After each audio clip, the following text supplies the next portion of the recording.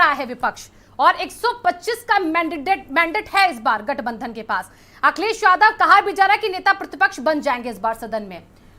लेकिन आपसे भी मेरी एक बात हुई अभी थोड़ी देर पहले ऑफ कैमरा, आपने कहा कि अगर शिवपाल सिंह यादव होते नेता प्रतिपक्ष तो शायद कुछ और माहौल होता, लेकिन अखिलेश यादव शायद डर गए इसलिए उनको नहीं बनाया जा रहा है। जो चर्चा आई थी इसलिए वो खुद आ रहे हैं, उनको लग रहा है कि कुछ कमजोरियां जो है वो सामने आ जाएंगी। इसका क्या मतलब?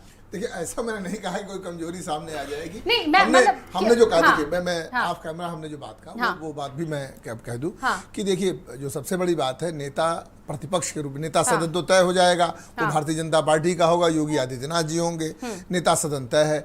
नेता प्रतिपक्ष जो पिछली बार राम गोविंद चौधरी जी थे, अच्छे ओरेटर थे, वो इस बार चुनाव हार गए हैं। और समाजवादी पार्टी में दूसरे जो अच्छे ओरेटर हैं वो आजम खान साहब हैं, वो अभी जेल में हैं और कुछ मामलों में उनकी बेल हो चुकी है, अभी कुछ मामलों में बेल उनकी निलंबित है, अभी विलंबित है, निलंबित न कहा जाए, विलंबित है।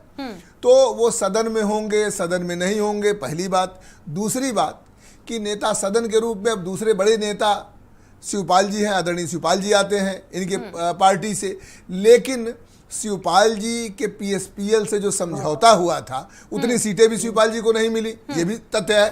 शिवपाल जी को अकेले एक सीट मिली। तो तीसरा कि संगठन को मजबूत करना है, समाजवादी पार्टी का संगठन मजबूत करना है।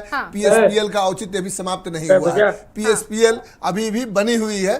तो पीएसपीएल एक राजनीतिक दल के रूप में है। इसका मतलब हुआ कि अगर राजनीतिक रूप से दोनों लोगों के बीच बातें समान रूप से नहीं चली तो अलगाव के रास्ते भी, राजनीतिक अलगाव के रास्ते, मैं व्यक्तिगत अलगाव की बात नहीं कर रहा हूं, राजनीतिक अलगाव की बातें भी हो सकती हैं। राजनीति है, राजनीतिक चीजें हैं। आरिफ जी ने कहा 93, केशव प्रसाद मौर्य जी इतने छोटे और इतने सामान्य नेता नहीं है, और जब एक मैंडेट मिला है वो खुद चुनाव हार गए हैं, तो मुझे नहीं लगता, हाँ आरिफ जी की बातों से एक बात तय हो जाएगी कि केशव प्रसाद मौर्य जी का डिप्टी सीएम का पद भी कहीं आरक्षित हो जाए। अभी मैं नहीं कहता कि आरिफ भाई की कहीं केशव जी से कोई बात हुई है, तो मैं नहीं जानता, लेकिन पीएसपीएल के नेता शिवपाल जी को नेता प्रतिपक्ष के रूप में समाजवादी पार्टी के बनाने का, जब रिश्ते इतने स्पष्ट हैं, रिश्ते कोई छिपे हुए नहीं हैं।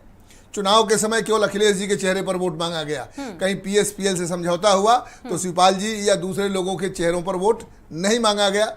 तो बड़ा स्पष्ट है, और सदन में बोलने के लिए, सरकार को घेरने के लिए, संगठन को खड़ा करने के लिए समाजवादी पार्टी अपने हिसाब से अपने कार्यकर्ताओं को, अपने नेता को मजबूत कर रही है। वो पीएसपीएल को या किसी अन्य दल को इस पद को देना नहीं चाहती है। ये मेरे कहने का मतलब है। यानी कि आपका कहना है कि समाजवादी पार्टी अपनी मजबूती जो है वो देख रही, वो नहीं चाहती कोई और दल मजबूत हो भी। बिल्कुल बिल्कुल, ये राजनीति का तकाजा है। ठीक है हेमंत जी, मैं आपके पास आ रही हूँ।